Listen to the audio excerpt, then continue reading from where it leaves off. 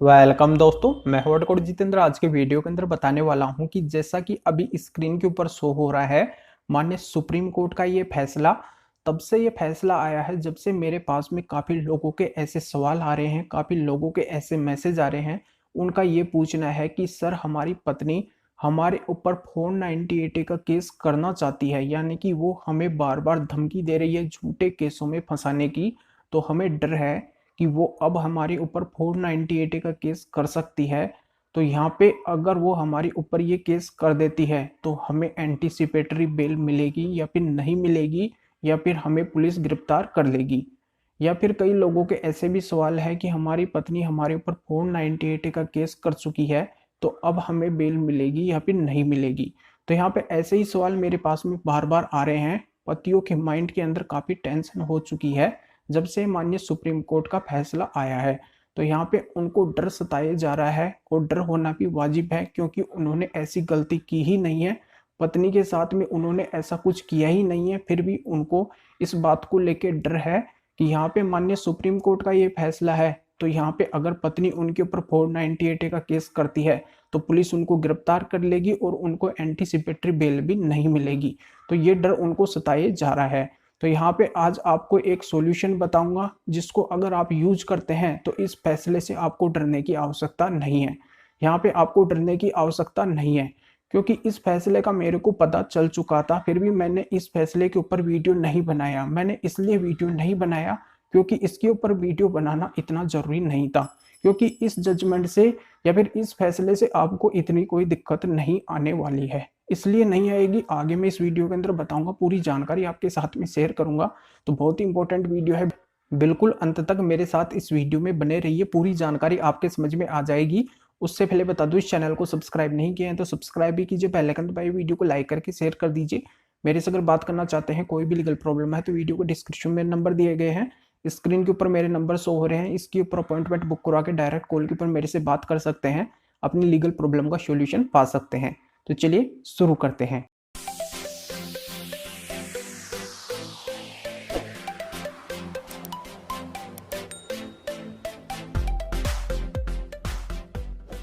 लोगों के काफी सवाल और क्वेश्चन आ चुके थे, इसलिए मेरे को ये वीडियो बनाना ही पड़ा। तो यहाँ पे आज मैं इस फैसले को क्लियर करने वाला हूँ, और यहाँ पे आपके मन में जो डर है 498 केस को लेके, यानी कि आपको एंटीसिपेटरी नहीं मिलेगी और पुलिस आपको गिरफ्तार कर लेगी, तो इस डर को मैं आज आपके माइंड से दूर करने वाला हूँ और यहाँ पे क्लियर करने वाला हूँ कि डरने की आवश्यकता नहीं है।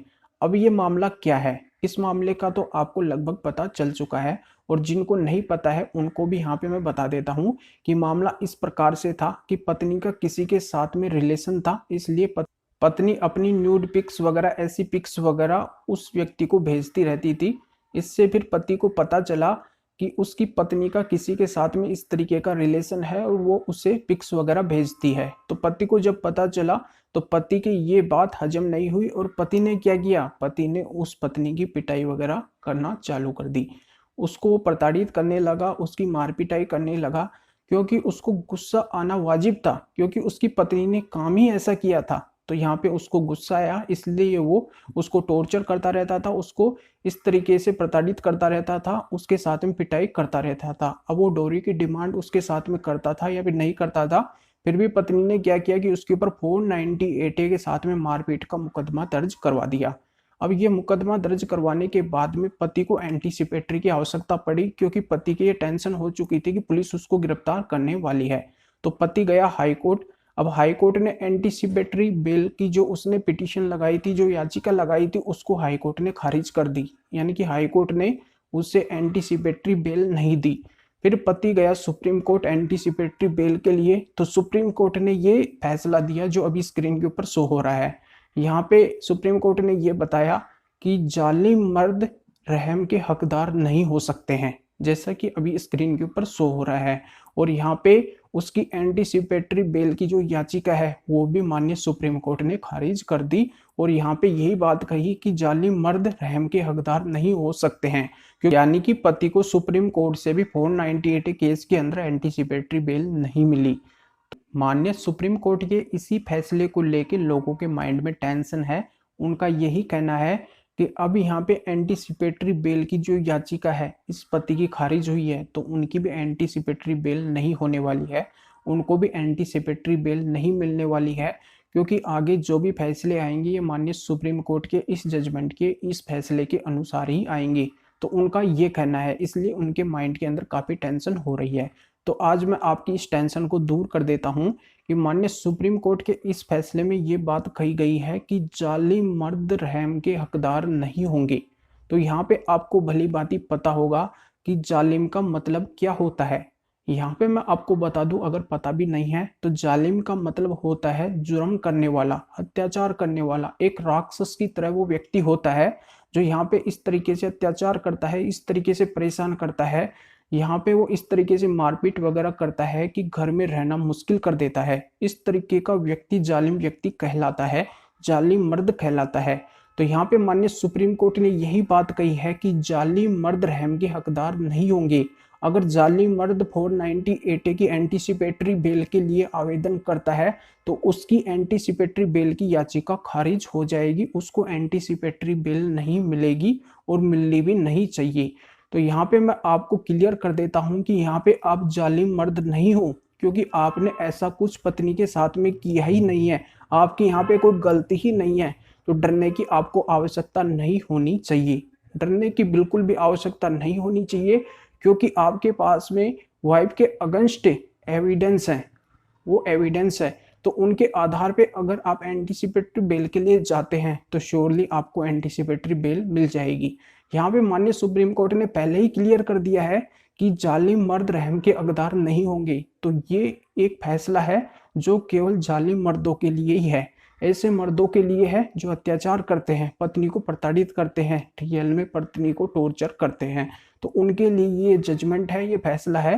तो ये जजमेंट और फैसला आपके लिए नहीं है, क्योंकि आपने ऐसी कुछ गलती ही नहीं की है, इसलिए आपको श्योर एंटीसिपेटरी बेल मिलेगी और यहाँ पे पुलिस आपको गिरफ्तार नहीं करेगी।